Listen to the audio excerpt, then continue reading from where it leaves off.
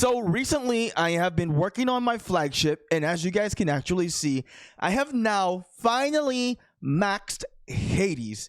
And in today's video, I'm going to talk about why I maxed Hades and how I'm using my destroyers with Hades with my new setup now. As you guys can see, we've changed things in here. Actually, it's right here. We've changed things in here to becoming more of a missile setup, as I've already reached T10 destroyers. My name is Shinchi42. In today's video, we're going to talk about the destroyers with Hades and what potential combinations I am going to be doing in the futures, and kind of a little bit of a discussion of the benefit of having a max Hades. If you're looking to max Hades, you can actually get them if you have the secret prototype device. You have an ability to obtain some Hades here for the blueprint. So now once you have summoned Hades, you can actually go to the trade center and you can go to the blueprint, and then you can purchase them using your advanced federation credit. But this is not the way I have done with Hades. What I've actually done to obtain Hades is really to purchase it from the flagship area here. So I've been buying the packs for Hades, and at the same time as I am purchasing the packs of Hades, I am also using the advanced federation credit to supplement with the blueprints that I have been purchasing from the shop.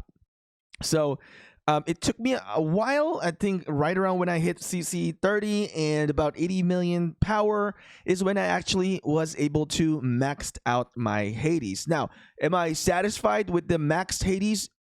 Yes, I am satisfied. I don't know if many players have actually maxed Hades. I think majority of the players in this game are maxing Cyclops, Artemis, but the destroyers is not getting that much love with the game. But there's a reason for it. The Cyclops was really the meta, especially coming for events.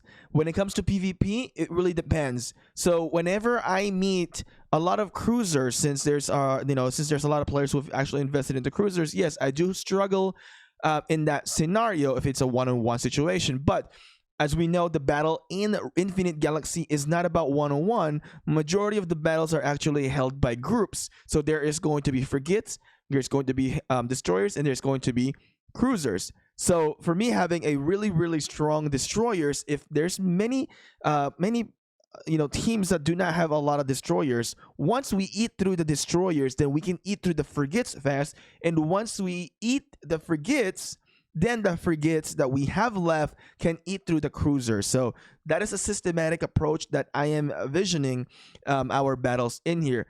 So for our alliance, we have a pretty good amount of numbers of players who have actually invested into destroyer setup, and it also majority is actually significantly with the cruisers and as well as the frigates, pretty similar to most alliances.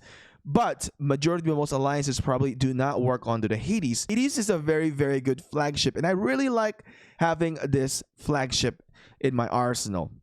One of the best thing I love with Hades is that the increase of navigation speed. Now, when I'm trying to fight in the Galaxy Summit, when I'm flying into the space, I am able to go to point A to point B much faster than the other players. I don't even really use a 500 corium to speed my things up in here. Second thing is that we have destroyer attack and destroyer HP. Now also I want to mention that the leadership increase as well. There's not many flagships that really boost a lot of the leaderships in here. We have the Odysseus, and I think the Prometheus is the one to boost leadership. I don't think Athena does any leadership boost, right? So the Hades is like combinations of every single flagship that you're going to be able to find, because there's also having that ability to increase range as well. Destroyer range 34%. Now you might not feel this directly, but if you are the strong guy and you have other destroyers and you're actually in the back end, so you're pretty much surviving before all of the other destroyers that are actually in your team.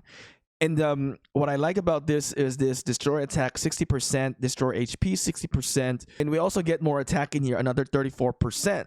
Now the awakening skill gives us more benefit, destroyer attack 30%, and then destroyer armor of 90%. So when you're using Hades, you gotta use this flagship specifically with destroyers only. You don't want to be using Hades with a mixed fleet.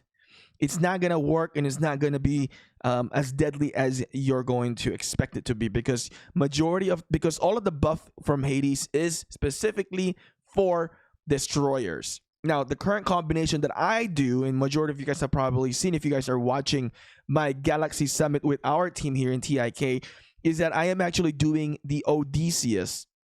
With Odysseus, I'm able to bring up more leadership, right? So I can bring in more destroyers, and then I get this destroyer attack forget bonus. So when I was talking about it earlier, how when we face in the stacks, typically we would eliminate all the destroyers since majority of the teams do not invest in destroyers. So their destroyer's shield is not as strong as our destroyer shield. And once we eat through the destroyer shield, we then eat through the frigate. And being my setup, we really hit hard with the frigates. So as long as our cruiser shield is sustaining, then we do the work here with the destroyer setup. Now, one thing I don't like with Odysseus is the emergency repair skill. You don't really get a massive, benefit in the battlefield, but it's not a bad thing as well because less repair, then we can come back more often. We have the total warship attack and total warship armor, and of course this awakening skill to grant you recovery for your shield. So my setup is this currently, but eventually I'm gonna try to do a Hades and Poseidon. Now, here's my concept here. My concept here currently is that I think once I have my Poseidon like maxed out and worked on it, I believe that I can eventually tank some of those cruisers that are going to be attacking my destroyers. So hypothetically, I face 1-on-1, it's not gonna hurt me as much, right? Because then I'm working on this full like defensive destroyer setup. So with the Hades, I want to mention this real quick, is that you actually get all the benefit, all the buff, right? You get HP, you get shield, you get armor. But for majority of the players who are actually going to be going through this, you're not going to get the armor right away, right? Because you have to get this at a higher level. So what I like about this is that if you do pair it up with Hades and Poseidon, you're going to get some armor already. But when you have that second awakening skill, but keep in mind, this has to trigger, right? It has to trigger. It has a 15-second cooldown. So with this, having the Poseidon, I will have more HP. I will have stronger armor because then I'll be boosting it to 75.6% at the max level. We'll gain more shield, right? And then we're also getting like attacks, right? So benefit on attacking other players on a PvP plus gaining more shield as well. So this thing kind of bugs me a little bit because you have to have that total HP of your fleet, deployed fleet, higher than 70%. So when you get into a battle, initially you're very, very, very tanky, right? But then once that 70% goes down, then you lose all that total warship armor. But hey, thank God there is still some armor that is going to be giving you some buff in here. 302.4%. That should help you to not get knocked out too quickly to getting down to 70%. More armor increase in here. Total warship armor up to 116% at the max level. Again, this setup with Poseidon and Hades, I think is going to be very, very deadly.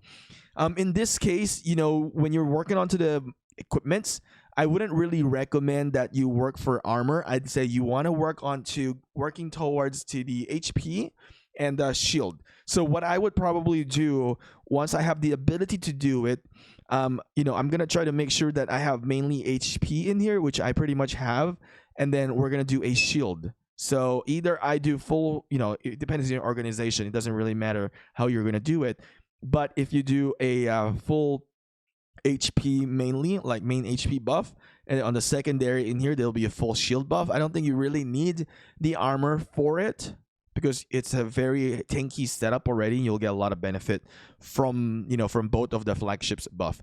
So with this combination, I believe that it's going to really, I'm going to be able to absorb more of the cruiser damage, and I think I'll do a lot better. But in defense, I'm still going to be the meat shield for the cruisers because that's how it goes. So what I'm going to be doing next is that I'm going to be doing a Cyclops and Poseidon events potentially. So I can also do that approach. But still, I'll probably be a meat shield for those who actually has more range, because we have some players who have invested into Cyclops and Athena. So it really depends on the playing style. There's so many, like, this game is so complex and you can do so many things within the game to mix and match things, and that's one of the things that I really truly love about Infinite Galaxy, because the strategy in here is so unique. Everybody can have one thing that you guys really like, but you can switch it up in so many approaches. So it's really amazing. So with that being said, I do have Hades. I like it. It hits really hard and is doing quite well in the battlefield. You guys are going to start to see more of this in our Galaxy Summit. So make sure that you're actually watching the Summit videos as we're uploading them. As you guys can see, I have T10. I have already about 3,356 T10 destroyers. I think eventually there will be like, T11 and T12. So it's going to probably go back into, missile again. So I should be pretty good with my gear. I might just stick with that. So with that being said, my intergalactic friends, thank you guys for watching. I'll see you again next time.